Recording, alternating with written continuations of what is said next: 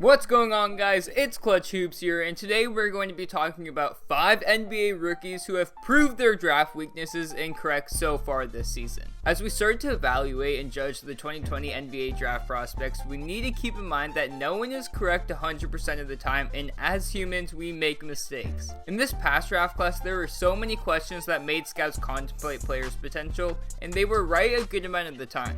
However, some of these weaknesses and rankings of these players are terrible looking at it in hindsight, and it's hilarious seeing these critiques now. Even though we are just over halfway into the NBA season, some of the rookies have already proved their critics wrong and turned their weaknesses into their strengths. Please keep in mind that I know it is easier to say these things in hindsight, and by no means is my intent to slander these NBA scouts in the video. Rather, it's interesting to see how these players have rebounded and developed in this short period of time.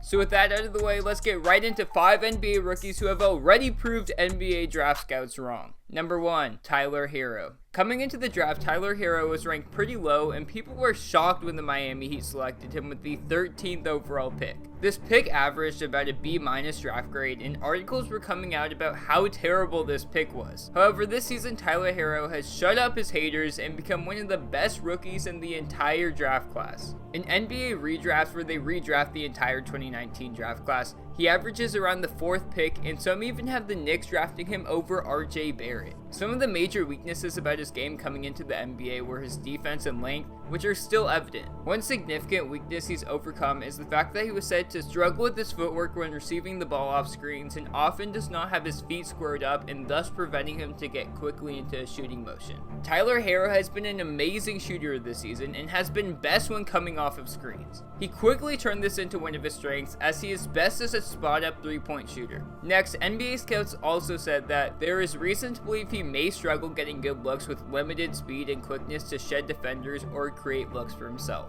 Tyler Herro shoots the majority of his shots creating for himself in the pick and roll game or beating his defender off the dribble. His quickness has been surprising, and he's been able to get to the rim much easier than expected. Finally, his NBA draft comparison was Nick Stauskas, who is currently out of the NBA. Nick had a very short and unproductive NBA career, and Tyler Herro averaging 13 points on 40% from three-point range is already better than anything Nick Stauskas was able to do in the NBA. Overall, Tyler Herro was a heavily overlooked prospect and said to have trouble making shots coming off of screens and creating for himself off the dribble. These two critiques have been very wrong, and it feels good to see him proving the majority of NBA scouts wrong. Number 2, Zion Williamson. This is the most surprising one by far, because what on earth could have been a critique on Zion's game? Well, actually, almost every single NBA scout said a good portion of his points come through overpowering less physically developed players, which will not work as well at the next level. Did people forget that Zion's 6'6" and 285 pounds of pure muscle when in basketball shape?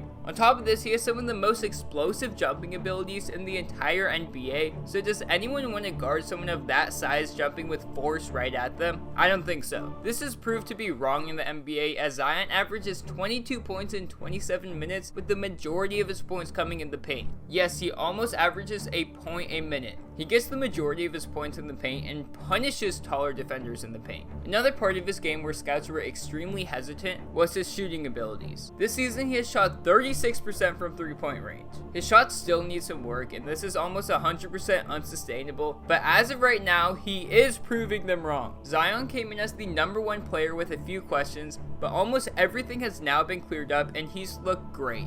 Number 3, Kevin Porter Jr. To begin, Kevin Porter Jr. was compared to Drew Stevenson coming into the NBA. Drew averaged 7 points throughout his entire NBA career, which is 2 points per game worse than what Kevin Porter Jr. has been able to put up already. Kevin's NBA projection expressed by Bleacher Report was that it's unlikely he'll offer anything more than random scoring outbursts as a rookie. Kevin has put together some great games with the Cavs and has proved as a pivotal playmaker and shooter for their team. This season, he has only averaged about 10 points per game, but in his last 10 games, he's averaged 15 points on over 50% from the field. He has put together strong performances consistently in these past few games, which shows he is so much more than a bench player who can score in bursts. Also, his shooting was a big concern coming into the NBA, but he has shot 46% from the field and 34% from three-point range. As he's gotten more of an opportunity and feel for the NBA, his shooting stats have increased in the past 10 games, as he shoots over 50% from the field and 40% 40% from 3-point range.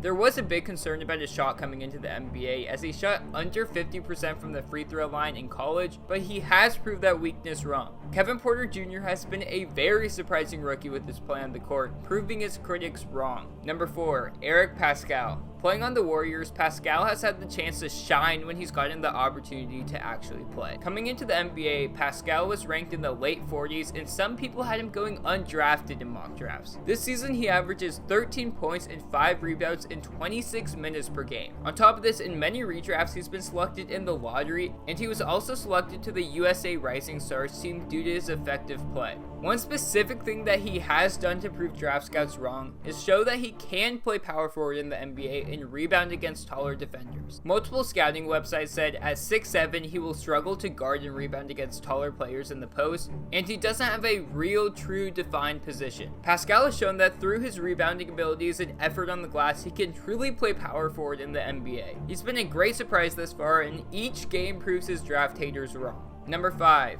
Ja Morant. Ja Morant came into the NBA draft as the consensus number 2 pick, yet there were still significant concerns about his shooting abilities. Scouts were saying his biggest weakness was his ability to shoot off the dribble, and also that Morant's jumper is under the microscope. For a second-year guard expected to go top 5, his mechanics and percentages aren't convincing. He's missing a reliable pull-up and floater game, which will make it challenging to score at an efficient rate against NBA defenses, especially since his 3-ball isn't a major weapon. This is comical for Ja because he has shot 35% from 3-point range and proved to opposing defenders that you cannot leave him open. He's added a plethora of ways to finish at the rim and has had no trouble scoring this season, as he scored 17 points per game in only about 30 minutes. Ja never needed to shoot lights out from 3-point range, but the fact that in his first season he shows that people need to defend him from long range will significantly help him drive to the lane and get to the rim. Overall, scouts were incredibly wrong about Ja's jump shot, and he has pleasantly surprised all of us. These were 5 NBA rookies who are already proving NBA draft scouts wrong. By no means is this to slander scouts,